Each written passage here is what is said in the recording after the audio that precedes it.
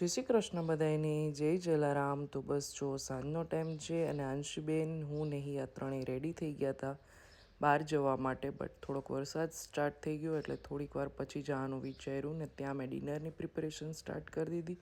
નવા સબસ્ક્રાઈબર હજી પૂછતા હોય છે કે તમે સેવ ટમેટાના શાકની રેસીપી આપો, તો ઓલરેડી આપણી ચેનલમાં અપલોડેડ છે, તમે ચેક કરી લેજો.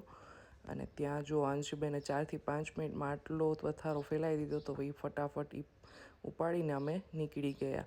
અને અમે જો બસ આવી ગયા, 1.5-2 કલાક જેવું થયું હશે. અને પછી બેયની જે વસ્તુ લીધી હતી એના ડેડીને બતાવવાની બેયે ચાલુ કરી દીધી.